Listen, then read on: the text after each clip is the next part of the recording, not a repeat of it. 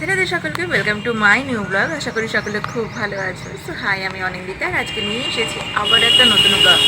এখন বাজে প্রায় 6:30 আর আমি এত সকাল সকাল রেডি হয়েছি কেন যেন আজকে গ্রামের বাড়িতে যাব। গ্রামের বাড়িতে এই চৈত্র মাসে একটা দিন ঠিক করে প্রতিটা বছর পুজো হয় মা মনসার, মা শীতলার।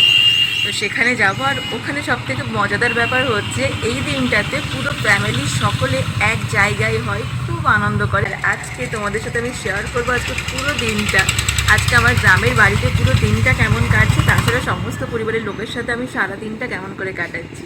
এখন হচ্ছে বেরিয়ে যাব, কেননা ওখানে পুজোতে সকাল সকাল পৌঁছতে হয় আর সারা দিনটা তো ওখানেই কেটে যাবে। কুয়াশা এখনও ঠিক করে কাটেনি, সকাল সকাল বেরিয়ে যেতে হচ্ছে, অনেকটা রাস্তা এটা। আর তার মাঝখানে পিসিমার জন্য আবার অপেক্ষা করতে হবে, কারণ পিসিমা আমাদের সাথে যাবে। পিসিমার জন্য অনেকক্ষণ অপেক্ষা করছে, কিন্তু পিসিমা এখনও না আসায় আমাদেরকে বেরিয়ে যেতে হলো গ্রামের বাড়ির দিকে। আর ওখানে যাওয়ার পরে জানতে পারলাম কিছুটা দূরে ড্রেন হওয়ার জন্য বাদবাকি রাস্তাটা টোটো যাবে না, যার জন্য হেঁটে হেঁটে চলে যেতে হলো বাদবাকি রাস্তাটা। এখন পৌঁছে গেছে গ্রামের বাড়িতে। আর এখানে এইটা আমি খুব মিস করি, এই ন্যাচারাল ভাইবসটা না প্রচুর মিস করি।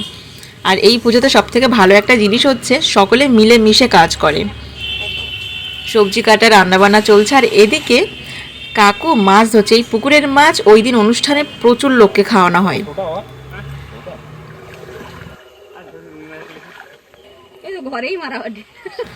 এখন ঘট তুলবে, মানে ঠাকুর পুজো যে শুরু করবে তার জন্য ঘট তোলা হবে। তো পুকুরের মধ্যে গিয়ে পুজোর যা সমস্ত নিয়ম সেগুলো সেরে নিচ্ছিল। আর এরপরে ভোগ যাবে ঠাকুরের জন্য, পুজো অর্ধেকটা হয়ে যাওয়ার পরে ভোগ যাচ্ছে। তারপরে